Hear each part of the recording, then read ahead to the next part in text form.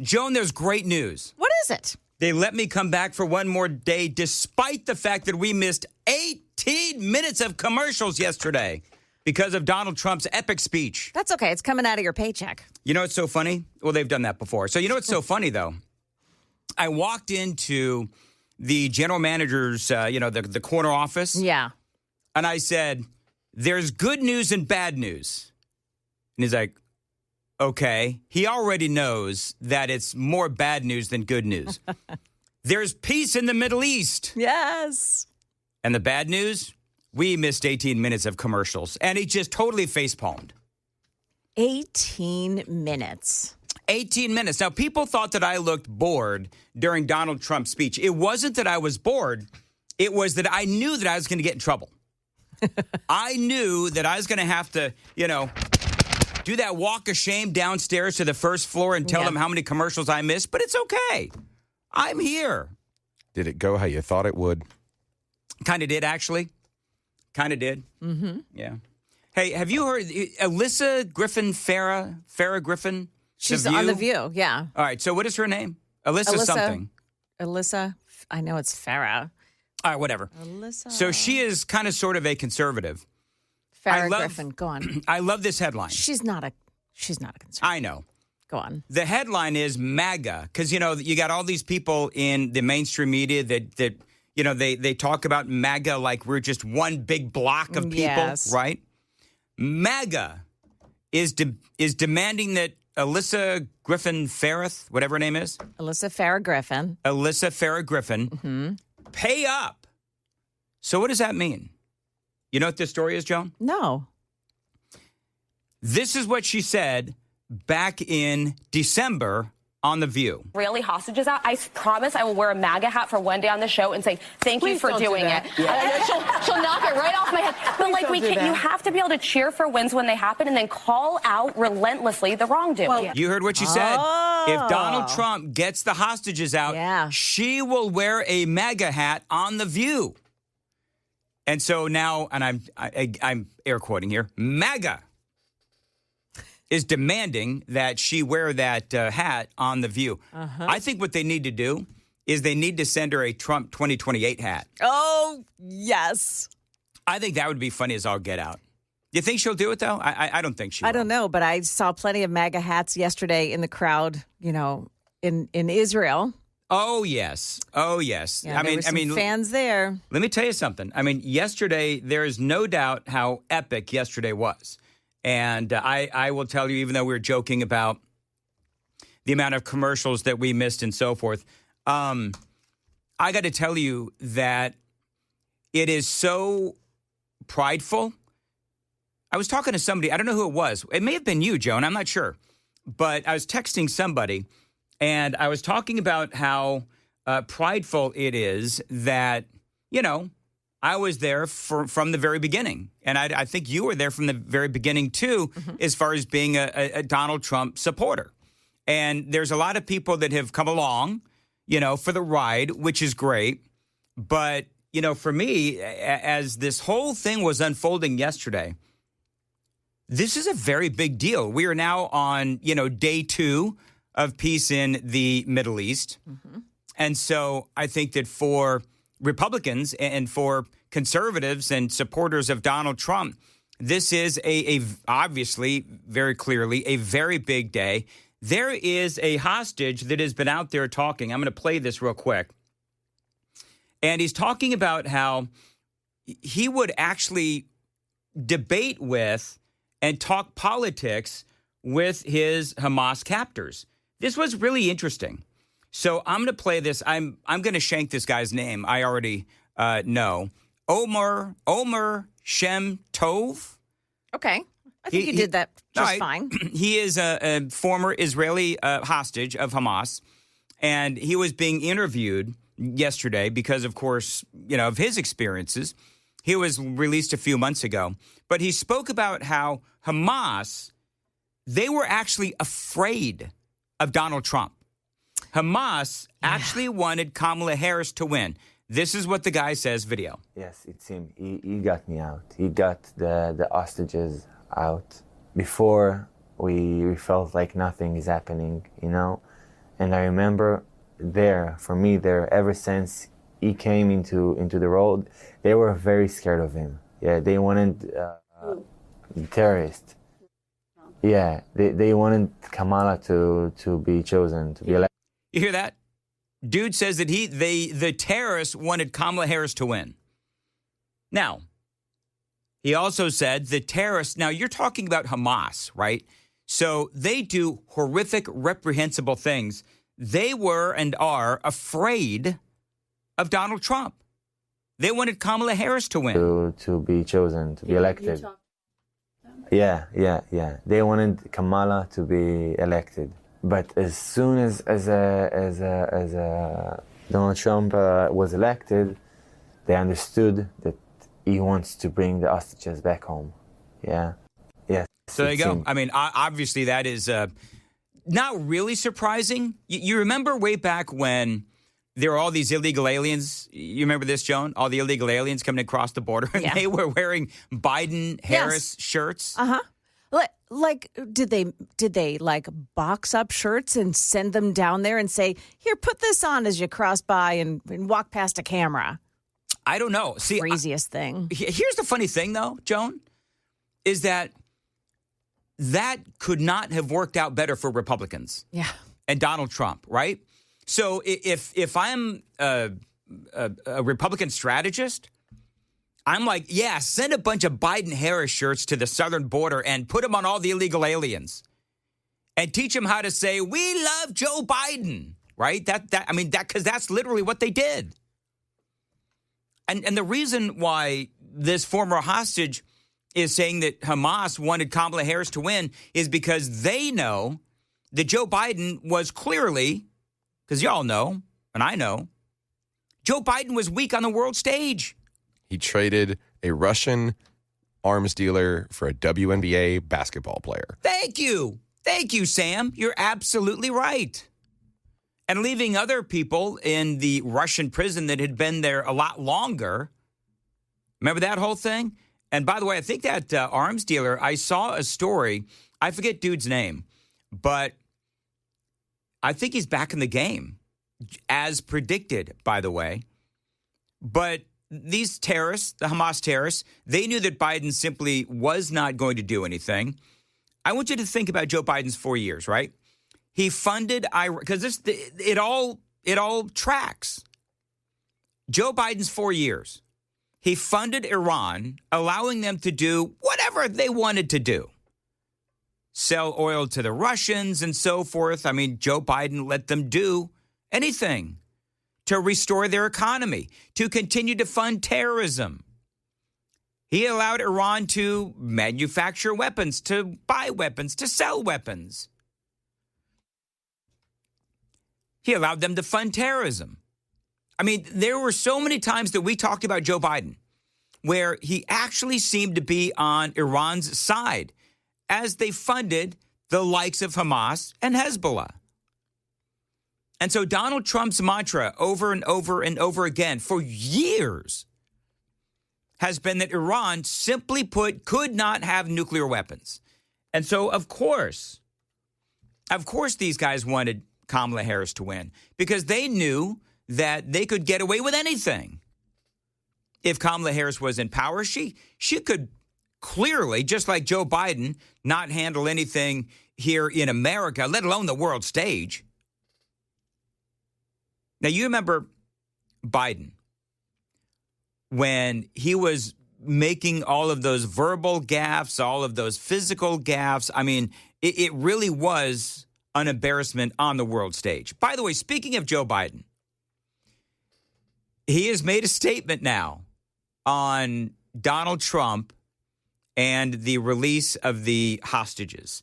Joe Biden and his Secretary of State, Antony Blinken, both are out there talking, and we're going to talk about that straight ahead. Mostly sunny today and pleasant, real feel of 80 degrees. Both the high and the feels like temp are the same. No, I like the real feel in my weather script. Oftentimes, Joan, I don't read the weather ahead of time because I trust the producers not to put anything goofy in there like real feel. The real feel today is going to be 80 degrees. Hey, man, I've been tempted to put other things in that weather report. Go blank yourself, Nashville. right? Kind of like from the whole Anchorman thing. Well, that escalated quickly. Go blank yourself, Joe Biden. Did you hear what Joe Biden said? So he has kind of sort of praised Donald Trump for his success in the peace deal, but he's actually now trying to take some of the credit. Joe Biden, who I just talked about what he did in the 4 years that he was in office so that he could enable and empower Iran to pay for Hamas to attack Israel. This is what he says. The road, well, whoever was typing it out for him in this statement, I should be more clear and concise. The road to this deal was not easy, he says. My administration worked relentlessly to bring hostages home, get relief to Palestinian civilians, and end the war, Biden said in a statement to X on Monday. Which is kind of funny because he actually did the exact opposite. Bingo. He also says, I commend President Trump and his team for their work to get a renewed ceasefire deal over the finish line. So what he was trying to do, by that statement, getting it over the finish line, he's trying to say that he effectively laid the groundwork for all of this, which Joe Biden didn't do jack or crap.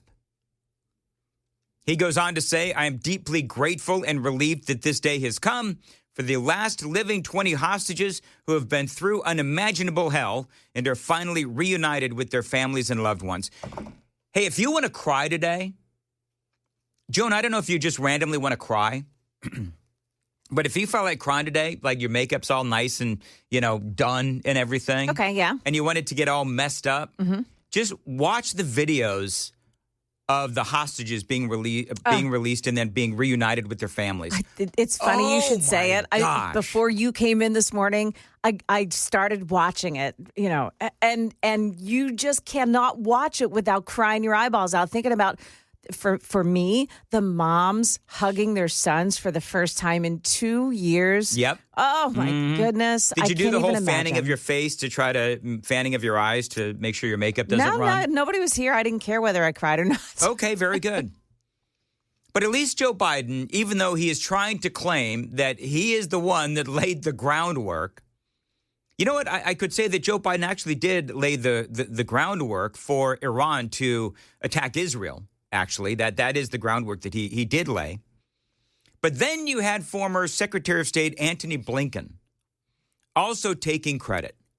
This is from Fox News. On Monday, Blinken said Trump's 20-point peace plan for the Gaza Strip was based on one developed by the Biden administration. In a lengthy post on X, and I would say this, because I want to be fair, there are some things that are in the 20-point peace plan, and I'll go over it again, but there's some things in the 20-point peace plan that are obvious, and so those are perhaps the things that Blinken is referring to, but the reality is that Trump was able to form that massive coalition. I mean, you're talking about all of those Middle Eastern countries, you're talking about all of those nations in Europe as well, all of those leaders getting behind Donald Trump. Did you see yesterday? You ever take your kids to go see Santa Claus at the mall? And you got this big, long line of kids and their parents wanting to take a picture with Santa Claus. Yesterday, you had all of these world leaders standing in line to take a picture with Donald Trump. Did you see that? It is so incredibly funny. And there was a handshake. We'll talk about this. There is a handshake from hell for one of these foreign leaders. We're going to talk about that at 5:35. But Antony Blinken taking credit, Biden administration trying to take credit for the release of the hostages. In a lengthy post on X, Blinken, who served in the Biden administration, outlined how Donald Trump was able to secure the peace agreement. He noted that Arab states and Turkey have said enough to Hamas, and said the response also showed that other Iran-backed groups, Hezbollah and Yemen's Houthi rebels, were not coming to Hamas's aid. Well, the reason why that is, Antony, is because Trump basically neutralized or neutered Iran through not only sanctions, but also taking out their military capabilities. And that was a huge part of all of this. Yet every step of the way, I want you to think about this. Every step of the way, when Donald Trump was doing what Donald Trump had to do, from taking out Iran's nuclear or military capabilities to going to the Middle East to really set the groundwork for the end to the Hamas-Israeli war, when he, again, went to the Middle East and really worked on these Middle Eastern leaders, Trump has been blasted by the mainstream media and the Democrats and some Republicans every step of the way. And that's why when I say it's really awesome and it feels really good to be a Donald Trump supporter from the very beginning. So I love all of this. Blinken says, and then we'll wrap this up. He says it starts with a clear and comprehensive post-conflict plan for Gaza, Blinken wrote. It's good that President Trump adopted and built on the plan the Biden administration developed after months of discussion with Arab partners, Israel, and the Palestinian Authority. So the Democrats, of course, obviously trying to steal some of Donald Trump's thunder. Not real surprising. You know, the Biden administration, is there anything that they have to brag about? And Joan Shingang, I'm going to pronounce it right, Shanga Kawawa. I think that's Bidenese for no. We have absolutely nothing to brag about. They don't. Joan, can you think of one thing? Let's be honest. Let's take our conservative hats off. Is there anything that the Biden administration did right? I think they did do one thing right, and I'll start. They put forward legislation to help the veterans with the burn pits. Remember that whole thing? Yes. So they did that. I'm trying to think of anything else. Sam, can anybody think of anything? I think most importantly, they showed us why they shouldn't be in power. That's exactly right. So if you ask Google will tell you that among his accomplishments was the bipartisan Safer Communities Act, the first major federal gun control law in nearly 3 decades. Also, the expansion of the Affordable Care Act. No. Yeah. No. Nope. Freedom. The funny thing is, like, you had to Google. Yeah. You had to Google, give me something positive about Joe Biden. We spoke about Donald Trump's picture on the cover of Time magazine. What the heck? All right, so we're going to talk about that. I've got Sam getting me the photo because I've got all my stuff set up here. But Sam, send it to the Dan Show email, if you would. So Martin Sheen, of course, you know that he played a president on TV. Needs a video. He is on with Nicole Wallace. Now, you know that Nicole Wallace is on MSNBC, and she's doing something called The Best People with Nicole Wallace. And she's got Martin Sheen on there. Because she knows. Yeah, exactly right. I want you to listen to, though, I want you to think about this. Again, yesterday I was talking about, or to this morning, I was talking about all of these world leaders standing in line to get their picture taken with Donald Trump. And again, it was like, you know, parents and their kids standing in line to get their picture taken with Santa Claus. Remember that? And so this is what Martin Sheen, that political brain trust of Martin Sheen and Nicole Wallace, have to say about Donald Trump. Big guy. So the big guy in the White House, if he would take some personal advice, you've got to realize, sir, that you are the biggest nothing in the world.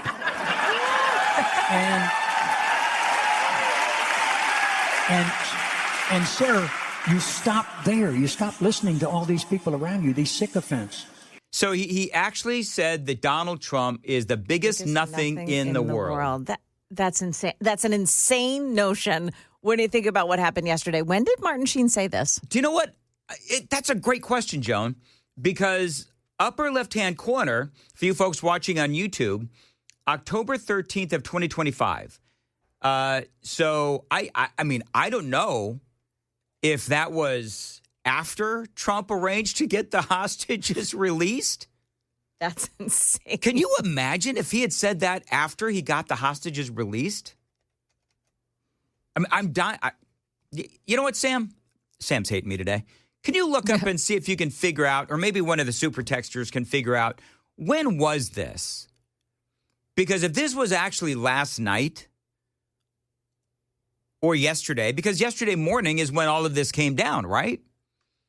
And really, it's been in the last couple of weeks that this thing has really been sort of ramping up. So here's more from, again, the political brain trust of Martin Sheen and Nicole Wallace. Who are encouraging you to be your non-human self. Get in touch with that humanity. Stop fussing with your hair. And don't worry about your tie. And stand up straight and speak clearly, not from your throat. Speak from your heart. Well, what is... Jeez. When does Donald Trump ever fuss with his hair? If there's one thing Donald Trump does not do, it's fuss with his hair, because if you fuss with it, it's going to get all crazy. So apparently he was on the show Saturday, October 11th. Saturday, October 11th. Okay, so this was before... Well, no, but they had already announced that the hostages were going to be released on Friday, didn't they, Joan? Mm-hmm. Okay. So I don't know what in the world Martin Sheen has been smoking. But he's probably been smoking something. And start being human. That's what you were made for, not golf. So there you are, Mr. President. With all due respect, sir. Oh, you can feel the respect, right? What an idiot. Meanwhile, you've got Bill Maher. Did you see what he had to say? I did not. Tell me. Oh, I'm sure that I've seen it. I don't have it for today's show. But if you've got it, I've got it. I'd be glad to. It's the mature response. Well, Bill Maher has been known. You cannot ever deny success. You just have to give your respect, even if it's not your thing. Don't have the humility to give it up for enormous success on any level. Mm-hmm. You know? I agree. Trump, not my choice. Didn't vote for him, but somehow, a lot of people did. And he's. I can't deny the success. I can't either. Yeah. There you go, Bill Maher. Yeah. See, but Bill Maher is like the thinking man's Democrat. Do you know what I mean? Classical liberal. Yes, and that's what Bill Maher calls himself, as a classical liberal. And I hate to say this, but I have respect for Bill Maher in the sense that, although I believe that he is misguided, he's not afraid to. And Van Jones is the same way, by the way, where, number one, they're not afraid to give Donald Trump his due props. And they're not afraid to call out their own party. Now, have you, Joan or Sam, seen the absolutely epic arm wrestle that was Donald Trump and Emmanuel Macron? So you told me about this, and I haven't seen it yet. All right. Well, you know, Joan, it's funny. If you watch us on YouTube, you can see it because I'm about to play it. So Trump is up there, and you got all these world leaders getting their pictures taken. And I guess Macron, who is the leader of France, and Donald Trump, you know, they've got a bit of a history. I used to say that Donald Trump, he was not part of the cool kids club, never has been. Macron, a while ago, he was apparently mocking Donald Trump to other world leaders and was caught doing it. I guess he was caught on camera doing it. But this has happened often, you know, whether it's Emmanuel Macron, whether it is Justin Trudeau, whether it's, Angela Merkel way back when. They always seem to like to make fun of Donald Trump, which I guess, whatever. He's not part of the cool kids club. So Macron comes up to have his picture taken with Donald Trump. And I'm going to play this because if you're watching on YouTube, you'll be able to see it. But I'll describe it for you because it's like, you know, they do the traditional handshake. Then they do like the more manly handshake. And they're grabbing each other's forearms and hands over hands. And it's just, it actually borders on ridiculousness. Here he comes. So you've got, I'm going to like Zapruder this thing. So you've got, you know, handshake, right hand, left hands, then go on each other's forearms. And then Trump's like, you know how Trump does this? He pulls them really in close. And it's a total it's like power a move. Power move. Thank you. It is a power move. Somebody did that to me on a job interview. Didn't hire him. I'm not going to have some jackhole pee on my leg and think I'm going to hire him. Nope, not going to happen. And they're muttering to each other. That's the thing, is that they're talking to each other. And you could tell the grip is really tight. Can you see that? The grip is really tight. And then Macron is kind of backing away from Trump because Trump is, muttering something at Macron, and Macron is trying desperately to get away from this death grip of Donald Trump. And Trump, he's got a really stern look on his face. I mean, are you watching this, Joan? I am. This is awesome. That's the pull him in. Oh, pulls him in and everything. Yeah. So, and is that how you held your tennis racket for Brigitte? Is that how you held your tennis racket? So now a lip reader for the Daily Mail, and they've had, everybody's got their own lip readers. A lip reader has now revealed that the two leaders appeared to deliver subtle warnings to each other before agreeing to pursue the conversation behind closed doors. So Trump says, nice to see you, so you agreed. Obviously, perhaps, I'm assuming, talking about the peace deal. Trump asked Macron as he joined him on the summit stage, according to lip reader Nicola Hickling. Macron said something in response while facing away from the camera. Is it genuine? Donald Trump seemed to ask. Of course, Macron replied. Then Trump says, okay, so now I want to know why. You hurt me. I already know, Trump appeared to say. I am making peace. Macron then tapped Trump's hand and looked down at it, saying, excuse me, according to Hickling. Now, I don't know how he said, excuse me. Is it, excuse me, like maybe he stepped on his foot, or excuse me, like the righteous indignation of a foreign leader that would, have an issue with Donald Trump? Trump seeming to ignore Macron's request, gripping his hand even tighter. Let's handle this behind closed doors, Macron seemed to say. Trump responded, I only hurt the other. Not entirely certain what that means. Macron then responding, I see. We will have to see about that. You will see what is about to happen. Macron responded. So it sounds like Macron is kind of threatening Trump in a way, but I don't know what that threat is. He's going to have his wife slap him. That video went viral of her. And then Trump shot back, I'd like to see you do it. Do it. I'll see you in a bit. Oh, snap. That was weird. Was it his wife that slapped him upside the head? Yeah, Was that Macron? Oh, I know the whole story. I don't care about these foreign leaders, all that. I did think it was funny that she slapped them. Well, it happened to be the French president.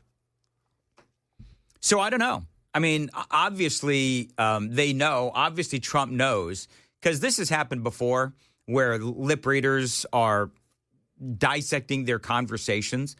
But Macron, again, I was talking about this earlier, where he was caught on tape, on video, making fun of the president. And you know what the thing is? They can make fun of the president all that they want. But the deal is, he is seeing results. Like it or not, Trump is seeing results. And they only make themselves look really petulant. And so if that's what they want to do, well, you know what? More power to them. Especially in a nation like France that's been overrun by immigrants, that's lost its sense of culture, and crime is through the roof. Yeah, please, Emmanuel Macron, tell us how it's done. Yes, bless us with your wisdom. Speaking of which, I hate to do this to folks. Have you seen what's going on in Portland? Don't. Oh, yeah. I'm going to play this. I'm warning you people on the YouTube chat and everywhere else that you're watching this. Naked bicyclists are now taking over Portland. They're naked, and I'm playing a video right now where I mean, it's all hanging out.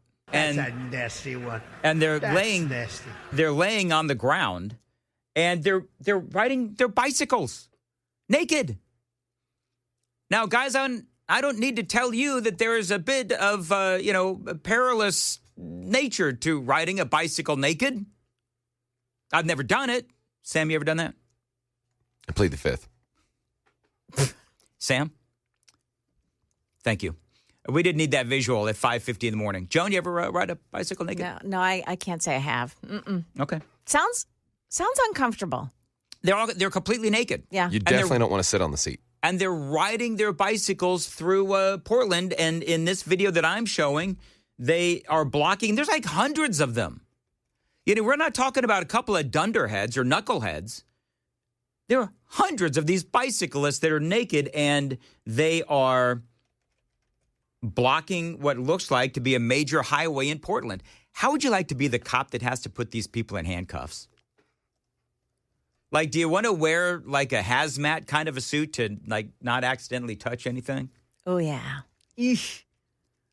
It's like you go straight from putting all these people in handcuffs to get some penicillin or whatever they do to, knock out the diseases you might catch if you accidentally touched one of these people. Oh, my. What is the deal with needing a clown show along with Antifa? Like, what is that? Do you know what? I don't know. I don't know why it has to be a clown show, but they're only, because I want you to think about this. And Joan, you bring up a very good point. Whether it is, the naked bicycle rides or throwing, some sort of red paint or something on a Van Gogh or cementing yourself to an airplane runway or an airport runway, those are the kinds of things that it doesn't make any sense. Why would you do that? And I've said this 1,000 times. All you're doing when you do that, throwing, red paint on a fur coat, somebody's fur coat, all you're doing is you are destroying your own credibility. Because people look at you and they're shaking their heads. They're not nodding in agreement with you. They're nodding their head as in you are an idiot and whatever you stand for, I want to be the complete and exact opposite. And you know what the other thing is? I'd be willing to bet that if you were to wade into the humanity of the naked bicycle riders in Portland, Oregon, and you actually started engaging them in debate, like, hey, can we talk about the subsidies for Obamacare that you say that the Republicans are, trying to destroy everybody's health care and, just kind of wade into some actual policy issues? No, I'm going to ride my bike naked through the streets of Portland. I'd be willing to bet that they couldn't talk about it on any kind of a level at all. They couldn't talk about the waste, the fraud, and the abuse that we know is out there within Obamacare and within Medicare. And they couldn't talk about the waste, fraud, and abuse that we see within our government. They couldn't talk about the fact that these are subsidies that were only implemented a few years ago during COVID, and now they are going to sunset as they were meant to do. They couldn't have an adult conversation. The best that they can do is ride their bicycles naked.